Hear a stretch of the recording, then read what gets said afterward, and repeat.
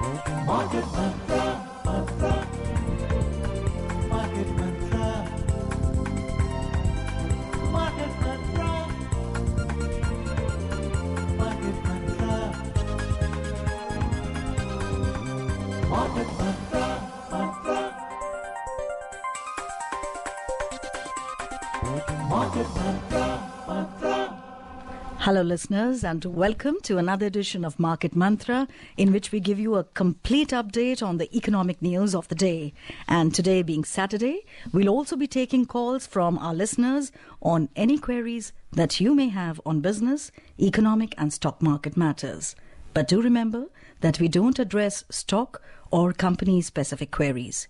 You may connect with us on 2331 4444, 2342 1050 and 2331 0464. I'm Sarabjit Kaur, and with me is my co-anchor Harsh Ranjan. Hello, Harsh. Hello, नमस्कार। हाजिर हैं market मंत्र के एक और ताज़ा अंक के साथ। इस कार्यक्रम में देश विदेश की आर्थिक खबरों का जायजा लेंगे, साथ ही नजर डालेंगे प्रमुख अंतर्राष्ट्रीय शेयर बाजारों के चढ़ते उतरते ग्राफ पर, बात करेंगे घरेलू स्टॉक मार्केट की। और आज का दिन शनिवार का है, और आज के दिन श्रोताओं, जैसा कि आप जानते हैं, हम आपके कॉल्स को आमंत्रित करते हैं। 3 टेलीफोन नंबर्स हमने आपके लिए खोले हुए हैं। नंबर्स हैं 23 31 44 44, 23 42 10 50 और 23 310 464। तीनों नंबर दिल्ली के 011 एसटीडी कोड के साथ डायल करें, अपने सवाल पूछें। आपके सवालों का जवाब देने के लिए हमारे साथ स्टूडियो में मार्केट एक्सपर्ट शरद कोहली मौजूद हैं। शरद, आपका बहुत बहुत स्वागत है। धन्यवाद Harsh, thank you so much Sarabjit, और सभी श्रोताओं को मेरा दिल से अभिनंदन। And now let's begin today's edition with the headlines in English. Yes, Harsh. Prime Minister Narendra Modi holds talks with Indonesian President Prabowo Subianto, says India and Indonesia to enhance cooperation in cyber safety, maritime security and de-radicalization. World Economic Forum at Davos calls for increased cooperation in the face of global challenges and uncertainty, and domestic markets record a significant downturn for the third consecutive week. प्रधानमंत्री नरेंद्र मोदी ने Indonesia के राष्ट्रपति से बात की। कहा, भारत और Indonesia cyber सुरक्षा, समुद्री सुरक्षा और डी रेडिकलाइजेशन में सहयोग बढ़ाएंगे। दावोस में विश्व आर्थिक मंच ने वैश्विक चुनौतियों और अनिश्चितता के मद्देनजर सहयोग बढ़ाने का किया आह्वान।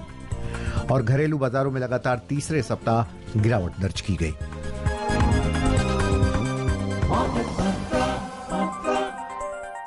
सबसे पहले आज की बड़ी खबर लेते हैं। भारत और इंडोनेशिया ने आज स्वास्थ्य सहयोग, परंपरागत चिकित्सा, समुद्री सुरक्षा, सांस्कृतिक आदान प्रदान और डिजिटल विकास के क्षेत्रों में समझौतों पर हस्ताक्षर किए। तीसरे भारत इंडोनेशिया मुख्य कार्यकारी अधिकारी मंच की रिपोर्ट भी प्रस्तुत की गई। प्रधानमंत्री नरेंद्र मोदी ने आज नई दिल्ली में इंडोनेशिया के राष्ट्रपति प्रोवोवो सुबियांतो के साथ द्विपक्षीय और शिष्टमंडल स्तर की वार्ता के बाद अपने प्रेस वक्तव्य में कहा कि राष्ट्रपति प्रोवोवो के साथ आपसी सहयोग के विभिन्न पहलुओं पर व्यापक चर्चा हुई। उन्होंने कहा कि 2018 में अपनी इंडोनेशिया यात्रा के दौरान दोनों पक्षों ने साझेदारी को व्यापक रणनीतिक साझेदारी में बदल दिया। श्री मोदी ने कहा कि रक्षा क्षेत्र में सहयोग बढ़ाने के लिए भारत और इंडोनेशिया ने रक्षा विनिर्माण और आपूर्ति श्रृंखला में मिलकर काम करने का फैसला किया है। उन्होंने कहा कि दोनों देशों ने समुद्री सुरक्षा, साइबर सुरक्षा, आतंकवाद और कट्टरता से निपटने में सहयोग पर भी जोर दिया है। प्रधानमंत्री ने कहा कि दोनों पक्षों ने fintech, artificial intelligence, internet of things और डिजिटल पब्लिक इंफ्रास्ट्रक्चर जैसे क्षेत्रों में आपसी सहयोग को और मजबूत करने का फैसला किया है। And Harsh, I believe Satish Chandra from Delhi has already connected with us. Satish, put your question, please. Good evening to you all, sir. Good evening. My first question is whether we can purchase this sovereign gold bond still, and what is this sovereign gold bond 2728, whether it's a maturity. And second question is what is earlier also I have spoken about this Investor Education Fund. It is more than 1 year. I could not get my shares. Every time they said, I visited their office also. And third small question is about Trump. How market will go down still further because of Trump only, or there are some other reasons? Thank you very much.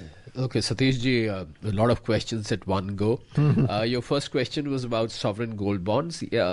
we haven't seen an issue for the last few months, and as of now, if you ask me, I'm not really expecting an issue to be coming very soon. I can tell you the reason, because the imports, every sovereign gold bond has to be backed by underlying gold deposit.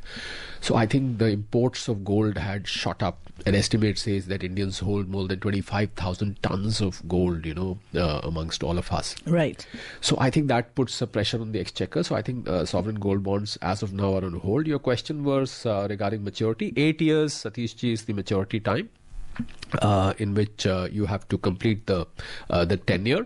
You must be knowing there's 2.5% interest given, and the long-term capital gains are exempt. Your other question was about IEF. You've asked that question many times, I remember. I'm not feeling very good that you have not been able to, encash or retrieve your shares. Well, the only way out right now is to just keep follow-up with them, and there's nothing much that we can do as a platform. We are basically an advisory platform. We help the listeners understand as to the concepts of economics, business, finance, and stock markets. As regards Trump, I think the markets are reacting to some of the initial declarations made by President Trump. Things will settle down. There are initial reactions. I'm sure a reality check of all the declarations is going to come soon, and you will soon see markets settling down, hopefully. But although I do anticipate the market to remain volatile this year, the volatility will be high. Budget is coming, which is something very nice for the market. So we hope some positive announcements are there, which will boost the sentiment in the market. That's right. Our next caller, Rakesh from Janakpuri. Rakesh ji, अपना सवाल पूछिए.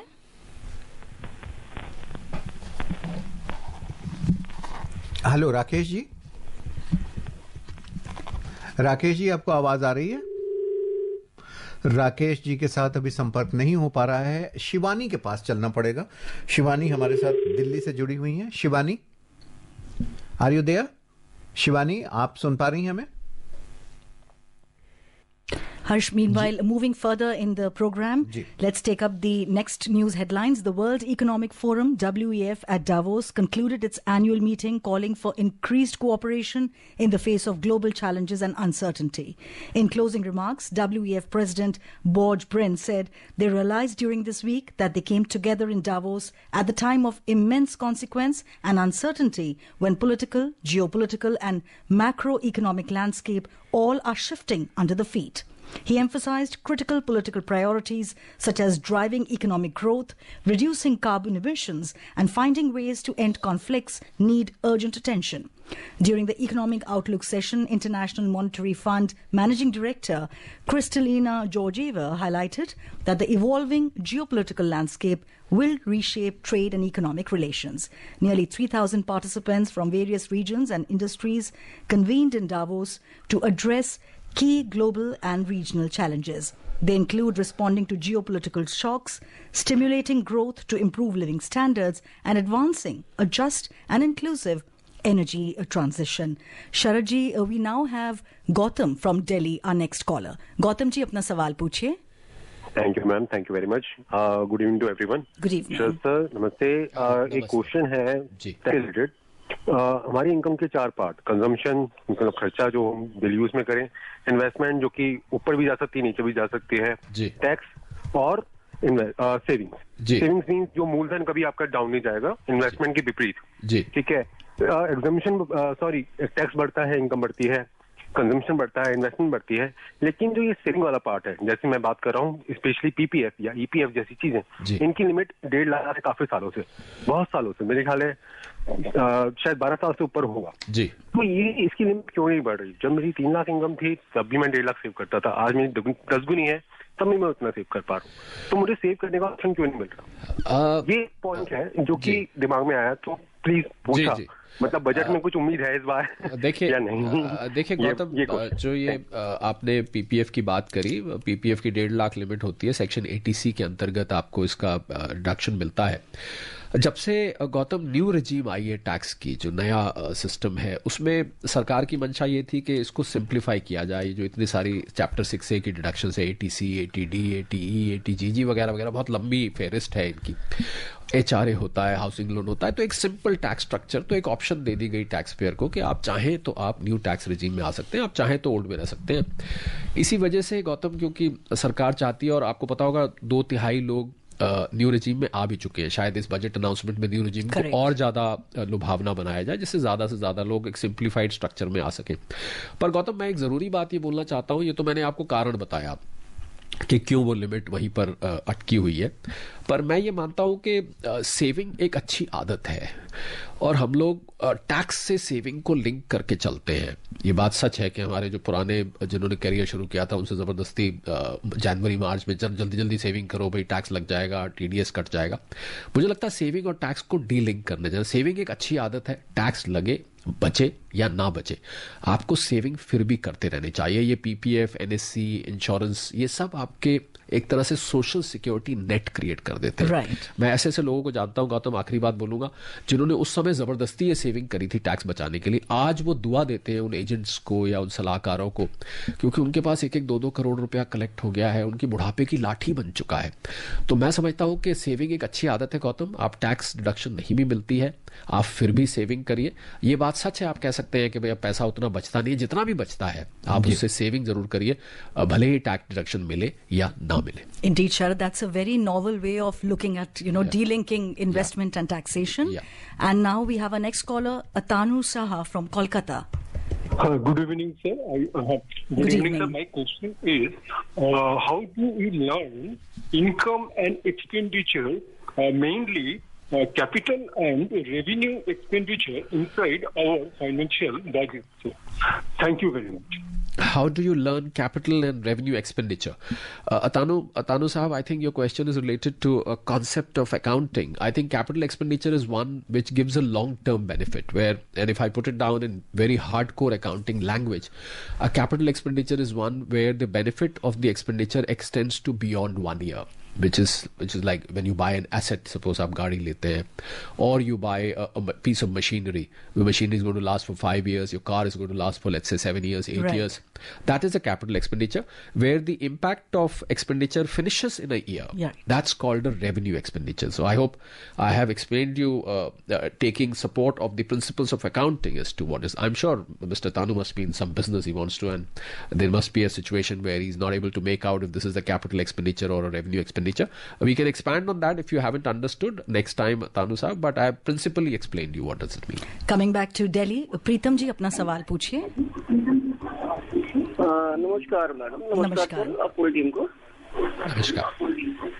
Sir, मेरा थोड़ा सा सवाल ये है, जैसे कि ट्रम्प साहब आए हैं, इन्होंने कुछ ताबड़तोड़ कुछ फैसले लिए हैं, जैसे कि आपने यहाँ कुछ सामान मतलब इनके यहाँ कुछ सामान आता है तो 76% के आसपास का टैक्स ये कनाडा पे लगाने वाले। तो ये कुछ सामान मंगाते भी हैं तो वो भी कुछ हो सकता है टैरिफ बढ़ाए अपना, तो इनके यहाँ पे कुछ महंगाई होगी, दैट की बात है। तो क्या वहाँ के इकोनॉमी पर फर्क पड़ेगा, तो क्या इंडिया की इकोनॉमी पर फर्क नहीं पड़ेगा? प्रीतम जी, पहले तो आपसे मैं अपने माननीय दोनों एंकर्स की तरफ से खुद भी प्रार्थना करूंगा, अपने रेडियो सेट की वॉल्यूम आप डाउन करें, क्योंकि आप हमें 2 बार सुनाई दे रहे हैं, आवाज़ एको करती है। बिल्कुल आपने ठीक कहा, ट्रम्प साहब टैरिफ वर्ड हमें बहुत ज़्यादा सुनाई दे रहा है कुछ दिनों से, और ये सच है कि अगर बहुत ज़्यादा टैरिफ लगाए जाते हैं तो अमेरिका में तो सब कुछ बनता नहीं है, तो अगर सब कुछ बाहर से आएगा और उस पर टैरिफ लगेंगे तो महंगाई बढ़ेगी। एक अंग्रेजी में शब्द होता है प्रीतम जिसको हम कहते हैं रियलिटी चेक, और उसका मतलब ये होता है कि जब आप कुछ घोषणा करते हैं पर जब आप उसकी असलियत में जाते हैं, उसकी तह में जाते हैं, तो आपको सिचुएशन थोड़ी सी बदली सी नजर आती है। तो आप जो बात कह रहे हैं, मैं उम्मीद करता हूं आपकी आवाज डोनाल्ड ट्रंप साहब तक भी पहुंचे और वो भी इस बात का संज्ञान लें कि ये बहुत ज्यादा टैरिफ वो लगाएंगे। पर मुझे लगता है कि वो अभी थोड़ा सा एक पॉस्चरिंग होती है, पॉस्चरिंग कर रहे हैं। असल में कितने टैरिफ लगते हैं ये समय बताएगा। बाकी ये ट्रंप साहब की अंदर की बात है, वो क्या करेंगे क्या नहीं करेंगे ये वो जाने, हम तो आपको बिजनेस इकोनॉमिक्स स्टॉक मार्केट्स की सलाह दे सकते हैं। Absolutely. Let's see what the near future holds for us. Yes. Going straight to Mumbai, Vinayak ji, अपना सवाल पूछिए। Good evening. Good evening. मेरा एक क्वेश्चन है, like the companies declare annual report or quarterly report, जी, and we see that the performance of the companies either go up जी, or go down जी, with respect to the previous quarter or previous year. yeah. I just want to know whether there is any correlation between the result which is declared and the share prices of the company. Oh, I see. Oh, I think Mr. Vinayak wants to know that whether the results declared are true or not true. Vinayak ji, I must tell you that when annual results are declared, they are audited. So when it's audited, and the stock exchanges have very, very strict guidelines on reporting by the listed companies. So I really don't think that any company can dare to probably cook up the numbers and present the numbers where there is no truth in that, or which are probably away from reality. So you can be rest assured that there is adequate regulatory mechanism in place by SEBI and by stock exchanges, where the companies cannot do any kind of dressing in their financials. So you can trust those financials. You know where this question comes from. Sometimes what happens when the results come of a company, this is interesting and maybe useful for all listeners. That's right. And the results are positive, 30%, 40% PAT growth and so, and the stock starts falling. So the reason is because market anticipates in advance. So sometime when the results come, the market fall, that is very natural to happen because you start discounting that factor much before. And when the result comes, there is all the hope is over, and the event is over, and the people start booking profits. So therefore, Vinayji, you can trust the numbers being declared. They are not forged. They are under very strict audit and stock exchange guidelines. Ram Narayan Kohli साहब हमारे साथ दिल्ली से जुड़ चुके हैं. बहुत बहुत स्वागत आपका Ram Narayan ji.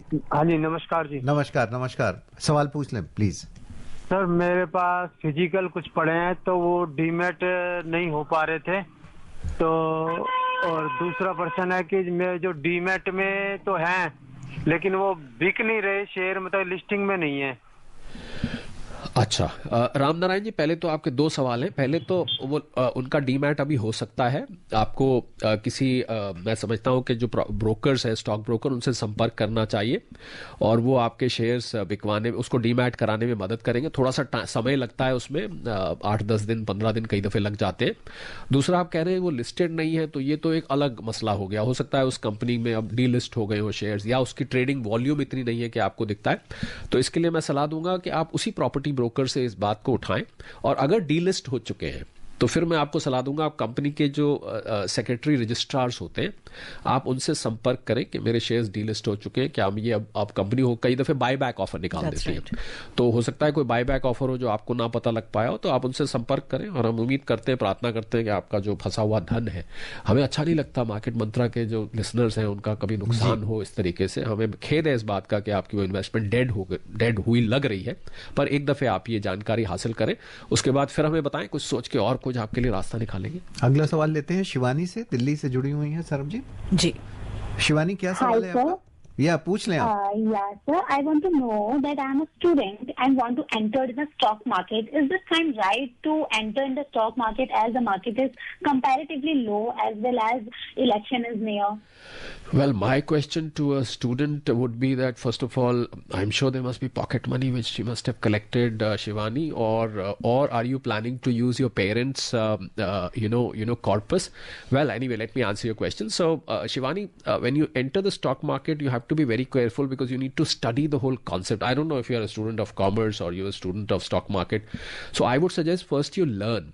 Once you have learned the basics of stock market, then what we recommend, I would like to inform Sarabjit and Harsh also. Yes. What we recommend is, we recommend paper trading. Right. Paper trading is, आप मान लीजिए आपके पास 10 लाख रुपए हैं, मानने में तो कोई हर्ष नहीं है, मानने में तो करोड़ भी मान सकते हैं. So you assume that you got 10 lakh rupees and then make a note in your notebook and invest. आज मैंने today I invested 1 lakh, then I invested another 50,000. Now my investment is in profit. So do this paper trading for about 2-3 months. When you find you're confident enough and you've understood the nitty-gritties of the market, there are a lot of nitty-gritty, Shivani, which you need to understand. I'm not sure if you already filled yourself up with those fundamentals. If you have, then first do paper trading, but make sure your parents might be upset if you end up losing money for them. We don't know how they're going to react. So if they are with you, but do paper trading, then go on to doing real money trading. Next caller, KK Sinha from Faridabad. Sinha ji, अपना सवाल पूछिए. हाँ जी, market मतलब team को नमस्कार. नमस्कार जी. कोहली साहब को भी नमस्कार. नमस्कार सिन्हा साहब. कोहली साहब जरा ये बताएं कि अगले 4 से 6 महीने में मार्केट का कैसा रहने का है, क्या हो सकता है इसकी डायरेक्शन, और कोई 3 सेक्टर बताए जिसमें इन्वेस्टमेंट किया जा सके. जी, सिन्हा साहब, पहला सवाल आपका बहुत ही कठिन है और मैं जब भी मुझसे कोई पूछता है तो मैं तो ये सोचता हूँ काश मैं ज्योतिषी होता और कुछ ग्रहों की दशा निकाल लेता। एनीवे, ये तो हल्की फुल्की बात। पर सिन्हा साहब, मार्केट इस साल थोड़ी सी मुझे वॉलेटाइल दिखाई दे रही है, थोड़ी क्या काफी वॉलेटाइल दिखाई दे रही है, क्योंकि जो हमारी आर्थिक ग्लोबल सिचुएशन है, दुनिया इस समय मात्र 2.7% की दर से बढ़ रही है। हमारी भी थोड़ी सी ग्रोथ स्लो डाउन हुई है। पिछले साल हम 8.2 पे थे, तो कहीं थोड़ी ऐसा लग रहा है, थोड़ी सी सुस्ती सी दिखाई दे रही है। मैं ये तो नहीं कहूंगा हमें मंदी आ रही है, तो उसकी वजह से मार्केट, देखिए मार्केट अल्टीमेटली चलती है कॉर्पोरेट रिजल्ट से। अगर आपके कॉर्पोरेट के प्रॉफिट्स अच्छे हो रहे हैं तो वो मार्केट को दौड़ाते हैं। तो नजर रखिए सिन्हा साहब इस पे, प्रॉफिट्स पे कंपनी के। अगर आपको प्रॉफिट्स अच्छे दिखाई देते हैं तो मार्केट अल्टीमेटली कितनी भी बुरी खबरें आए, मार्केट उस फंडामेंटल पे जाके स्टैटिक हो जाती है। तो मेरी सिन्हा साहब सलाह है कि आप लंबी अवधि के लिए लगाएं। आपने सेक्टर्स पूछे, डिफेंस सेक्टर पे लगाएं, आप एफएमसीजी पे बेट कर सकते हैं और आप रिन्यूएबल एनर्जी पे बैठ सकते हैं। क्योंकि आपने मेरे से 3 ही पूछे थे, मेरे पास तो 8-10 है, तो मैं 3 आपको टॉप के में जो आते हैं वो बता रहा हूं, इसमें लगाएं। पर एक ध्यान रखें कि लंबी अवधि के लगाएं, छोटे वक्त के लिए ना लगाएं। Pankaj Mishra from Noida, sir please ask your question. Thank you madam. Sharad Kohli ji, मैं आपका विशेष आपके जो फाइनेंशियल एडवाइस है मुझे बहुत अच्छे लगते हैं और आप एकदम सटीक बहुत अच्छे से शुक्रिया करते हैं। और हमारा सर क्वेश्चन 2 है कि आईपीओ के बारे में मैं जानना चाह रहा हूँ सर, ये आईपीओ क्या है, और दूसरा है बिटकॉइन। अच्छा, बिटकॉइन के बारे में sir. Thank you sir. IPO क्या होता है? आईपीओ होता है इनिशियल पब्लिक ऑफरिंग, आईपीओ। जब भी कोई कंपनी बाजार से पैसा उठाना चाहती है तो वो अपना शेयर इशू जब पहली बार निकालती है, क्योंकि इनिशियल नाम है, तो उसको हम आईपीओ कहते हैं। वो उसको रेड हेरिंग प्रोस्पेक्टस एक बनता है, सेबी मर्चेंट बैंकर्स आते हैं, सेबी उसको अप्रूव करता है, फिर एक तारीख फिक्स होती है, फिर आपकी प्राइस बैंड फिक्स होता है कि कितने पे निकालना है, तो उसको हम आईपीओ कहते हैं। तो आप जब मार्केट से आपका उसका टोटल अमाउंट कितना कलेक्ट करना चाहती है, उसमें प्रीमियम कितना, ये सब प्लान बना के कंपनी जाती है, सेबी पे अप्रूवल डालती है, सेबी अप्रूव करती है और आईपीओ आता है, लोग उस शेयर्स को सब्सक्राइब करते हैं, उसके बाद वो लिस्ट हो जाता है। मैंने सारी की सारी इसकी जो जीवन कथा है आपको बहुत संक्षेप में समझाई, क्योंकि बहुत लंबा मैटर हो जाए। बिटकॉइन जो है वो क्रिप्टो करेंसी के अंतर्गत आता है, सबसे बड़ा क्रिप्टो करेंसी है, पर अभी भारत में इसको पूरी तरह से मान्यता नहीं है। अगर अमान्य नहीं है तो मान्यता भी नहीं है। तो मैं सलाह दूंगा कि क्रिप्टो करेंसी से हमारे लिसनर्स थोड़ा सा दूर रहे, जब तक भारत सरकार इसको मान्यता नहीं देती है। उसके बारे में मैं ज्यादा चर्चा नहीं करना चाहूंगा। चर्चा करने के लिए तो मेरे पास बहुत कुछ है, पर मैं समझता हूं चर्चा करने से कई दफे क्या होता है, हमारे श्रोता थोड़े से भावात्मक होकर उसमें अपना पैसा लगा देते हैं। तो इसलिए मैं सलाह दूंगा पंकज के थोड़ा सा अभी उससे दूर रहे, मान्यता आएगी तब इसके बारे में दोबारा बात करेंगे। बिल्कुल, कोई वॉच डॉग भी नहीं है, और अगर कुछ ऊंच नीच हुई तो आपको और छोर भी पता नहीं लगेगा कि आप कहां जाएं। और खाली न्यूज फ्लो पे चलता है। बिल्कुल, इसके पीछे को फंडामेंटल, एक शेयर मार्केट में कंपनी होती है, उसके पीछे फैक्ट्री है, सामान बनता है, बैलेंस शीट आती है, ऑडिट होता है, इसका तो कोई अभी तो कोई माई बाप प्लस से भी है, प्लस आप रोज चढ़ते उतरते शेयर को देख सकते हैं। और चूंकि शेयरों की बात कर रहे हैं सरबजीत हम, तो बता दें कि इस सप्ताह भी लगातार तीसरा हफ्ता ऐसा रहा जबकि घरेलू शेयर बाजारों में गिरावट हुई है। बीएसई और एनएसई दोनों 0.6% के आसपास गिरे हैं इस सप्ताह में, और सेंसेक्स जो फ्राइडे को बंद हुआ 79,190 पर बंद हुआ, जबकि निफ्टी 23,092 पर रहा। अभी 80,000 से सेंसेक्स नीचे है, 25,000 से निफ्टी नीचे आ चुका है। शरद, क्या लग रहा है? अब तो ट्रंप साहब आ गए, कुछ फैसले भी हो गए, यूएस फेड क्या करेगा अगले सप्ताह, ये भी बहुत कुछ क्लैरिटी है इसमें, कंपनियों के नतीजे भी आने लगे हैं। जी। मार्केट को कहां अब स्टैब्लिश होना चाहिए before and after the budget? देखिए, ट्रंप साहब ने अभी ये बोला कि रेट कम होने चाहिए अगर मार्केट को। अमेरिकन मार्केट्स तो ठीक चल रहे हैं, वो तो अपने ऑल टाइम हाइस के आसपास घूम रहे हैं, पर भारतीय मार्केट थोड़ा सा अंडर प्रेशर है, और मुख्य कारण उसका है ये जो हमारे विदेशी मित्र हैं, एफआईआईस और एफपीआईस, ये लगातार यहां से पैसा निकाल रहे हैं। मुझे लगता है, अगर आपका सीधी बात का जवाब दूं हर्ष में, तो जब तक ये बेचना बंद नहीं करेंगे तब तक मार्केट स्टेबलाइज नहीं होगी। जितने हमारे देसी बॉयज जो हैं, डीआईआईस जो हैं, वो खरीदते हैं, उधर उससे ज्यादा वो बेच के चले जाते हैं। तो एक कदम हम आगे बढ़ाते हैं, दो कदम पीछे चले जा रहे हैं। तो मुझे लगता है इनकी जब ये सेलिंग कम होगी, वो लंबा डिस्कशन है, बॉन्ड यील्ड्स हैं, डॉलर इंडेक्स है, अमेरिका में रेट्स हैं, वो फिर बहुत लंबा डिस्कशन हो जाता है, उसको हम चर्चा करते रहेंगे निरंतर। आई एम श्योर ये सवाल तो आपका बार बार आता रहेगा, तो इस पे हम विस्तार से चर्चा करेंगे। बिल्कुल, और अमित के पास चलना पड़ेगा मुंबई में। अमित, अपना सवाल जल्दी से पूछ लें। जी सर, थैंक यू। आधा सवाल का मुझे जवाब मिल गया, पहले आपने जो आंसर किया इसमें। तो मुझे पूछना था कि एक मेरे दोस्त ने कहा कि फॉरेन एक्सचेंज में इन्वेस्टमेंट कर सकते हैं जो रोबोटिक्स के द्वारा करते हैं। जी। तो ये इन्वेस्टमेंट कितना सेफ रहता है सर, क्योंकि आपकी तरफ से जेन्युइन सवाल आंसर मिलता है जी, क्योंकि वो क्रिप्टो में करते हैं और उसके बाद वो कन्वर्ट करके यहाँ फिर उसके रिटर्न मिलते हैं, तो हो सके तो उसका जवाब प्लीज दीजिए। Thank you. देखिए फॉरेक्स मार्केट में भी अमित जब आप निवेश करते हैं पीछे सरबजीत और हर्ष बहुत सारे ऐसे किस्से सुनने में आए जहां लोगों ने पैसे गंवा दिए, बहुत ही फ्रॉडुलेंट तरीके से लोगों को फॉरेक्स में निवेश कराया गया कि हम आपको 2 दिन के अंदर पैसा डबल हो जाएगा और देखिए आपको दिखाएंगे ट्रेडिंग हो रही है, तो उसमें बहुत सारा फर्जी काम भी चल रहा है। पहले तो आप इस बात का ध्यान रखें कि ठोक बजा के वेरीफाई करें, पर फॉरेक्स मार्केट बहुत स्पेकुलेटिव मार्केट है। फॉरेक्स में आप बहुत लंबा, भारतीयों को लीगली आपको पता होगा कि आप डॉलर खरीद के नहीं रख सकते हैं आपको कानूनी तौर पर। तो पहले तो अमित आपको मैं ये बताऊं कि वो बिल्कुल भी गैर कानूनी है। मैंने क्रिप्टो के बारे में तो कहा कि मान्य भी नहीं है, अमान्य भी नहीं, पर फॉरेक्स में किसी भी भारतीय को इस तरीके से डॉलर खरीद के आप नहीं रख सकते हैं। तो मैं अमित आप देखिए, हम ये मार्केट मंत्रा जो है, हम स्टॉक मार्केट्स के ऊपर, म्यूचुअल फंड्स के ऊपर बहुत बातें करते हैं, तो उनमें आप आइए ना, उनमें आप निवेश करिए। ये जो बिल्कुल ओवरनाइट रिच बनने के जो मेथड्स होते हैं, गेट रिच क्विकली जो होते हैं, थोड़े से इनसे दूर रहना चाहिए। बहुत लोग इसमें हाथ जला चुके हैं, अपने पैसे, अपने खून पसीने की कमाई गंवा चुके हैं। तो अमित आप इसकी लीगल पोजीशन समझिए और आप दूसरे सेक्टर्स में निवेश करिए। जी योगेश हमारे अगले कॉलर होंगे, दिल्ली से ही जुड़े हुए हैं। योगेश जी बहुत बहुत स्वागत है आपका। आपका शुक्रिया और सबको नमस्कार जी। मेरे सर 2 सवाल हैं। पहला सवाल ये है कि मार्केट में नतीजों के बाद जो क्वार्टरली रिजल्ट्स अनाउंस होते हैं उसके बाद शेयर में उतार चढ़ाव आते हैं, तो ये जो शेयर का भाव बदलता है इसके 2 मुख्य कारण हमने नोटिस करे हैं। पहला है खरीद और बिक्री और दूसरा है उस कंपनी की जो परफॉर्मेंस है। तो कितना वेटेज होता है एक शेयर का भाव जब बढ़ता है, मान लीजिए उसको कंपनियां कोई इसको खरीदार खरीद नहीं रहे, लेकिन वो कंपनी मुनाफे पे मुनाफा कमाई जा रही है, तो ये प्राइस के चेंज में वेटेज कंपनी की ग्रोथ का, एक्चुअल ग्रोथ का और उसके मार्केट में जो उसका स्पेकुलेशन लोग करते हैं उसमें कितना डिफरेंस है? बहुत अच्छा सवाल है योगेश, और बहुत सारे श्रोताओं के मन में ये बात रहती है। ज्यादातर वेटेज योगेश लॉन्ग टर्म में तो उसी का रहता है जो 2 बातें आपने कही कि कंपनी की परफॉर्मेंस कैसी थी और कंपनी के शेयर्स का वॉल्यूम कितना है। पर हमें यह नहीं भूलना चाहिए योगेश कि इस शेयर्स में बहुत सारे शेयर्स जो खासकर निफ्टी 50 में है, या मैं यूं कहूं जो शेयर्स F&O के अंदर होते हैं, उसमें ना स्पेकुलेटिव एलिमेंट भी जुड़ जाता है। मतलब जब आप शॉर्ट टर्म ट्रेडिंग करते हैं, आप जब डेरिवेटिव ट्रेडिंग जिसको हम कहते हैं, तो वो डेरिवेटिव एलिमेंट जुड़ने से कई दफे जो आपके मन में जहां से सवाल आया वो बिल्कुल सही है कि वो कई दफे रिजल्ट्स पे डिपेंड नहीं करता है। मैंने अभी बताया कि रिजल्ट अच्छा आया और शेयर गिरने लग गया, तो वो थोड़ा सा वो उसको डाइल्यूट कर देता है जो 2 फैक्टर्स आपने बताए।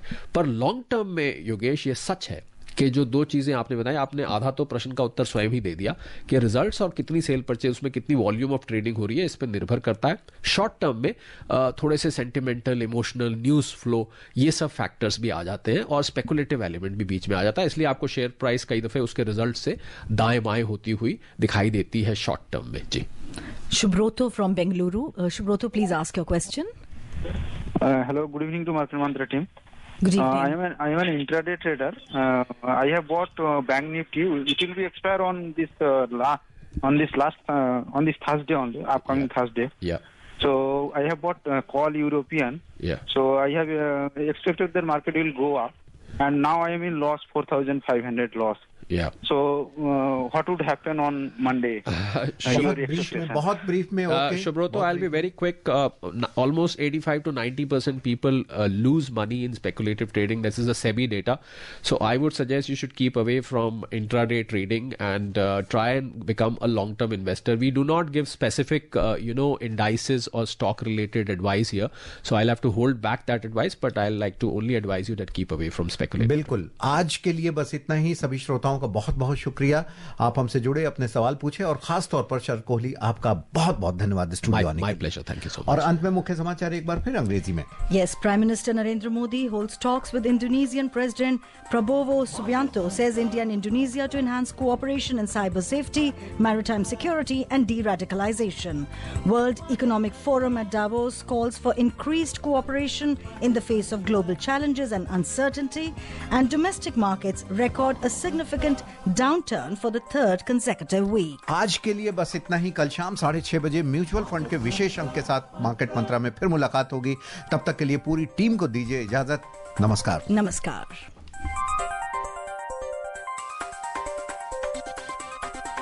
Market Mantra, Market Mantra.